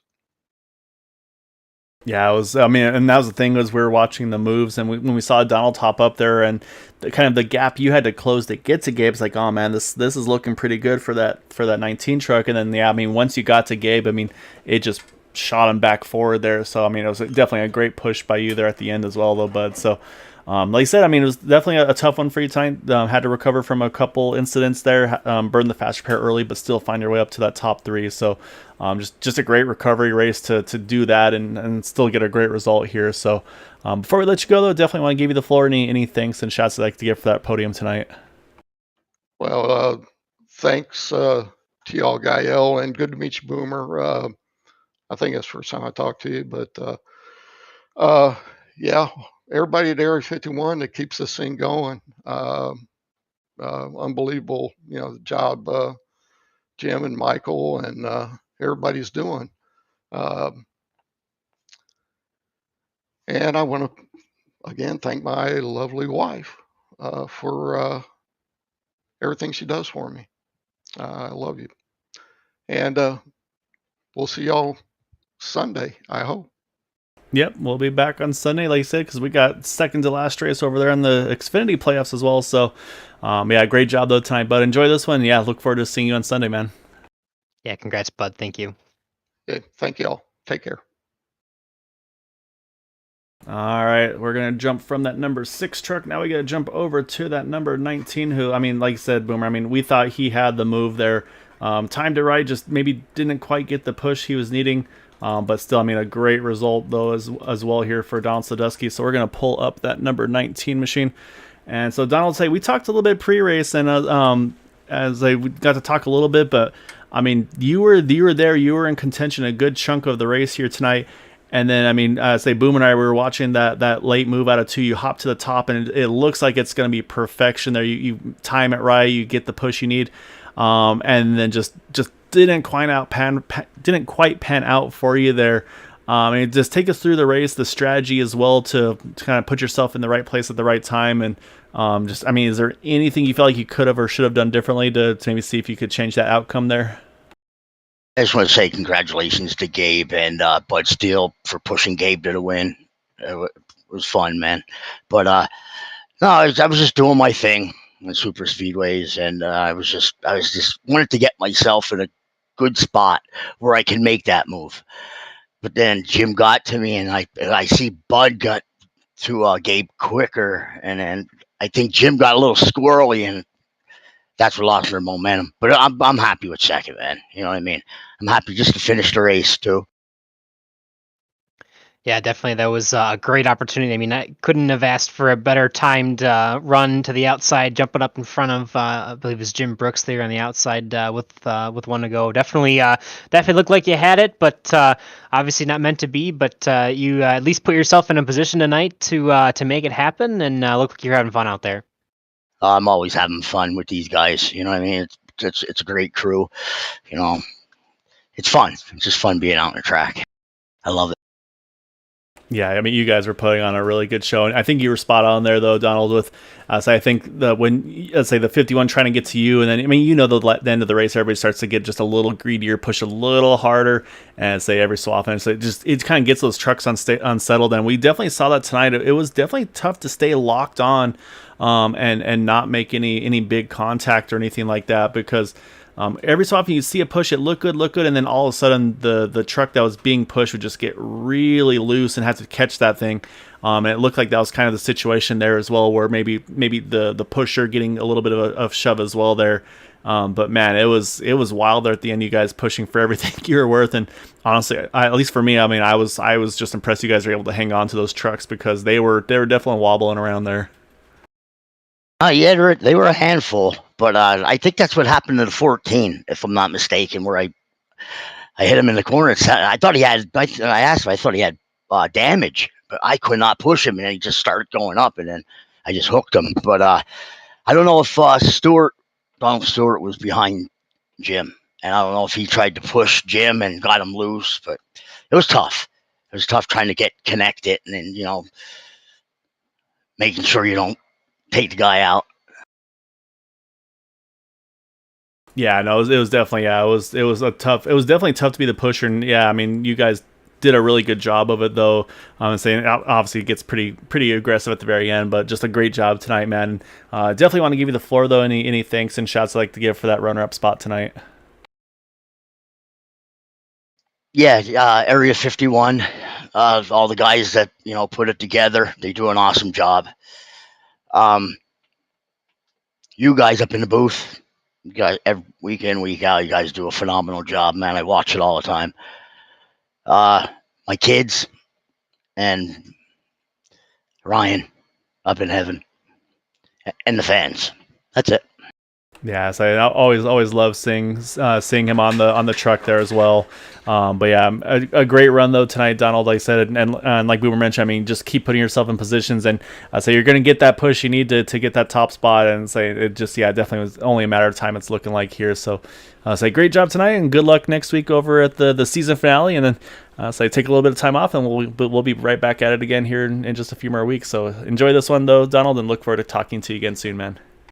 Yeah, yes, sir, man. Thank you. Appreciate it.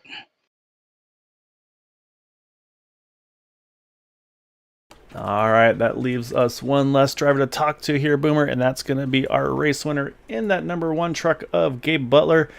And Gabe, obviously last week didn't quite go how you were hoping for. However, say unfortunately with that, say because you made a big gain, you were 37 points out of lead, drop it down now to 22 points. So I mean, a 15-point swing is a pretty good jump there. I say I may have done you a little bit of favors there with my commentator's curse abilities on Sebastian, but man, those last restarts. I mean, at some points you had teammates. At some points they kind of got separated, and then I mean, we were noticing Boom and I. If you got pushed wrong, it really was upsetting the truck. I mean, how nervous were you to being the leader, knowing the championship contentions, trying to kind of get max points? I mean, were you just kind of like, hey, just push me for all I'm worth and I'll hang on to it, or it's like, hey, I'd rather finish second or third than get spun out here at the end? No, I was just hoping whoever was behind me would just push as hard as they could and just leave it up to me to try and hang on to the thing. And I mean, I got good pushes from my teammates, and then at the end of the race there, Jim gave me a great push for a bit, and then Bud at the end. So kind of got lucky in the end, but the truck was definitely squirrely. But yeah, I just wanted somebody to push me, and worked out. Yeah, definitely looked at times that if you weren't lined up quite perfect, people were pushing and getting pretty squirrely, that's for sure. But the 19 of Donald Sadusky was behind you coming to the white flag and managed to make a jump to the outside up in front of Jim Brooks to really make what we thought was going to be the move of the race. I guess take us through that last lap, and as you saw the 19 pull out and get a run, didn't really make a block, but did you think that the race was over at that point for you? Not really. I mean, I was expecting Donald to pull out, but I've tried to block before in these trucks, and it just doesn't end well. So I just figured I'd, stay where I'm at, and hopefully I could get Bud sucked back up to me, and maybe they might mess up on the high line. And Bud was able to get back up to me and get a push there at the end. So I think I made the right decision there. So yeah, that worked out as far as that goes. Yeah, it was a really, I mean, like I said, it was just kind of like you said, just depending on how the runs went. But I mean, like I said, I mean, Bud got to you pretty quickly, and then from there, so I'm guessing it's one of those things you feel pretty confident when it's someone you've raced with week in, week out for multiple seasons here. I'm sure it's always good to see a familiar face in your rearview mirror when you know you're coming to the checkers there at the end. Yeah, but the only concern I had was that I knew he had damage, so that's. I was kind of lifting a little bit to get him back up to me, and then when he got on me, he was able to stay on me. So, but like I said, I knew he had damage, and I was surprised he was able to stay with me with that damage, because he even said after the race he was in pretty bad shape. But sometimes you just got to use your head, and I was prepared to take second or third, good points finish, no incident points, and if I won, I won. If I came second or third, or at least on the podium, that would have been fine too. Yeah, definitely a lot of bonus points for you there tonight, leading laps, and you were the only car without a single incident point tonight. So, congratulations on that extra bonus point. But you definitely were working there with quite a bit of others. I believe you had the 94 and the 23, and you were all kind of lined up there at the beginning of the race, really kind of controlling the pace of it almost, and getting a chance to just to really control every lane, or at least stay on the bottom lane and control that lead pack. But definitely a great opportunity to find some new friends after most of the guys you're working with for most of the race got knocked out there. Yeah, unfortunately, but that's the nature of the beast here at these super speedways, and probably more so Daytona. It's a little bit tighter. I think a high percentage of winning races here is luck versus skill, and some of our guys tonight got just truly unlucky, getting caught up in wrecks. And my plan was just to try and stay up front all night, especially here at Daytona. I think track position is really important here. So, but some of the guys really had a tough night, which is a shame. So you're able to come through unscathed though tonight, Gabe. Like you said, max points pretty much. I think the only one you maybe missed out on is either the bonus point for the highest climber or pole award. But yeah, definitely a great points night for you. So it's like I said, close the gaps going into Talladega next week. Obviously, anything can happen. I mean, again, talked about the gap you put in on tonight. So you get another night like that, and you're definitely going to be making Sebastian's get a little nervous there at the end, man. So just a great job tonight. Before we let you go, though, definitely want to give you the floor. Any thanks and shouts like you'd like to give for the win here this evening. Yeah, just a shout out to all the guys I was running with tonight on the Boot Knocker team, and Area 51 for putting this on, and yourself for broadcasting, of course. And just a quick mention, Jimmy Crow's Aunt Irma out in California is not in the best of shape. He's gone out there to spend some time with her. Just want to let him know that we are thinking of him and his family. That's his late dad's sister, by the way. So we are certainly thinking about him.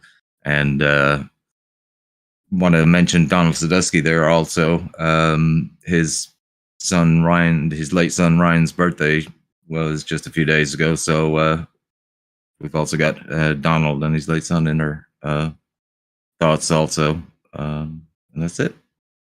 Yeah, no, so I definitely appreciate that, Gabe, because yeah, and like I said, definitely thinking of Jimmy Crow Jr. and family, because yeah, so I mean that family definitely means a lot to a lot of these guys in this league as well. So yeah, definitely thinking of him and the family, and best wishes to them. And yeah, actually wasn't aware of for Donald Sadusky's son the timing of all that too. So yeah, definitely a big podium here for him tonight as well. So. Yeah, good job though tonight, Gabe, and so definitely situations like that though definitely kind of make you realize that it's things that you can be grateful for and be able to do these races, have fun with your friends and loved ones and such. So, yeah, great job though tonight, man, and definitely looking forward to seeing you next week, sir. All right, gentlemen, have a good evening. Thank you. Yeah, as you as well. Congratulations, Gabe. Thanks. All right, Boomer, that is our race winner in that number 1 truck of Gabe Butler. And yeah, I mean, and that's the thing with racing is it goes so far beyond just racing and the competition and all that. It's like, I mean, you make friends, you honestly, a lot of these guys kind of turn into family as well with these races and these leagues. And yeah, you don't know what other people are going through it from time to time. And so somebody's racing, maybe an escape from everything going on in their lives. So really, really cool to see Donald get the result like he did, especially at a trying time like those kinds of unfortunate anniversaries, I guess you could put it. And then, like I said, yeah, unfortunately, Jimmy Crow Jr. not here tonight, but definitely a good friend of the leagues and a lot of the drivers here as well. So really cool to see them get the results to them to kind of bring awareness and yeah, just kind of maybe take a little bit of attention away from focusing on the negative, and enjoy the positive.